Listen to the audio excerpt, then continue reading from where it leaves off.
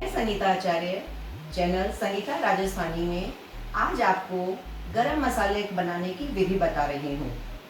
जैसा कि आप मेरी सभी वीडियोस में देखते हैं कि मैं हर वस्तु के लिए, हर खाने की सामग्री में बनाने के लिए गरम मसाले का प्रयोग करती हूँ। लेकिन ये गरम मसाला मैं कभी भी बाज़ार से नहीं खरीदती। मैं मेरा गरम मसाला घर में ही बनाती हूँ।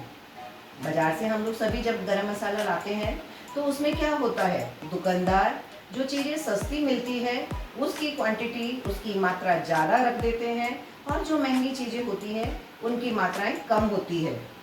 लेकिन जो हम घर में मसाला बनाते हैं उसमें बराबर मात्राओं का ध्यान रख करके हम ये मसाला पीसते हैं, जो साल भर तक हमारे खराब नहीं होता। इस वीडियो के दौरान ही मैं आपको ये भी बताऊंगी कि हम अपने गरम मसाले को लंबे समय तक सुरक्षित कैसे रख सकते हैं। तो चलिए आज हम शुरू करते हैं गरम मसाला बनाने की विधि। गरम मसाला बनाने के लिए हम सबसे पहले लेते हैं 50 ग्राम हरा धनिया, साबुत हरा धनिया, चौथाई कप जीरा, 10 ग्राम जावित्री। ये एक जो सबसे आती है स्वाद के लिए चीज़, जिसे हम कहते हैं चक्रफूल। तो एक चक्रफूल, 2 बड़ी इलायची,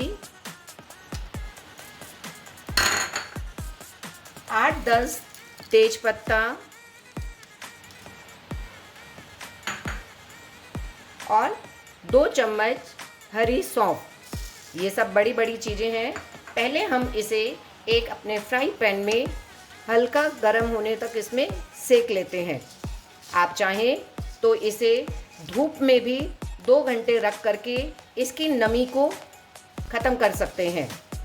इसको हमें धीमी आंच में सेकना है और इतना सेकना है कि हम इसे हाथ से छू करके देखें तो ये हमें गरम नज़र आए। हाँ, ये देखिए, अब हमने इसको इतना गरम कर लिया कि ये हाथ से हम टच करके देख सकते हैं कि ये हमारा गरम हो गया। मैंने जैसे बताया कि इसे हम चाहें तो धूप में 2 घंटे रख करके भी गरम करके इसका सीलन हटा सकते हैं। जो मसालों में नमी होती है वो नमी दूर करने के लिए ही हमें इसे धूप में रखें और या फिर इसे सेक लें।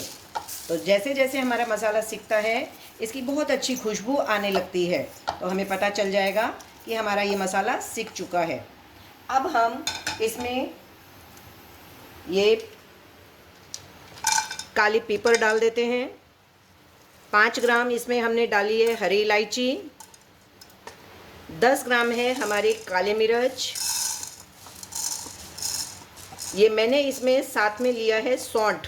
आप चाहें तो अदरक का पाउडर भी ले सकते हैं और चाहें तो सौंठ भी ले सकते हैं। इसके अलावा मैंने 5-7 ये लिए हैं डंटा, इसमें दालचीनी 5 ग्राम, ये है हमारे लौंग।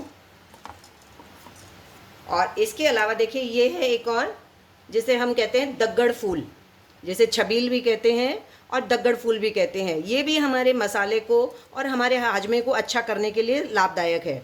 इसके अलावा ये जायफल है, जिसे मैंने थोड़ा सा कूट लिया है क्योंकि ये नहीं तो हमारे ग्राइंडर में पिसा नहीं जाएगा। तो इसको भी हमने डाल लिया और इस तरीके से हमने अपने सारे मसाले डाल लिए हैं और इसको भी अब 2-5 मिनट तक के लिए भून लेते हैं। तो ये अब हमारा मसाला भुना जा चुका है। यकीन मानिए, मसाला सिकने के समय में जो खुशबू आती है पूरे हमारे किचन में, पूरे घर में ये सिकते हुए भुनते हुए मसाले की खुशबू फैल गई है। और अब इसे हम थोड़ा ठंडा होने देते हैं और उसके बाद ग्राइंडर में इसे ग्राइंड कर लेंगे।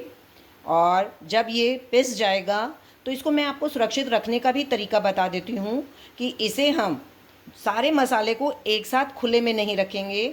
जितना हमें अपने रूटीन में ज़रूरत है उतना एक अलग छोटी एयर टाइट शीशी में रख लेंगे और बाकी का सारा गरम मसाला हम एक बड़ी शीशी जो एयर टाइट होगी उसमें ढक करके रख देंगे और अपनी ज़रूरत के अनुसार छोटी शीशी में निकालते रहेंगे।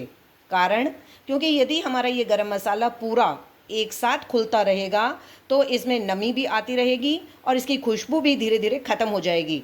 तो जिस विधि से मैंने बताया, आप यदि इस तरीके से अपने गरम मसाले को रखते हैं तो आप इस मसाले को साल भर भी स्टोर करके रख सकते हैं। अब हमारा सारा मसाला ठंडा हो चुका है और अब हम इसे मिक्सी में पीस लेते हैं।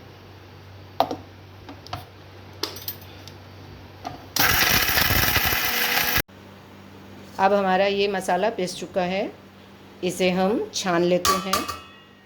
छान करके जो मोटा हमारा इसमें बचा हुआ रह गया होगा उसे हम फिर दोबारा से मिक्सी में पीस लेंगे। अब हमारा ये गरम मसाला तैयार है। इसे हम एयर टाइट डिब्बों में भर के रख देंगे और ज़्यादा से ज़्यादा संख्या में इसे सब्सक्राइब करिएगा मेरे चैनल संगीता राजस्थानी को। धन्यवाद।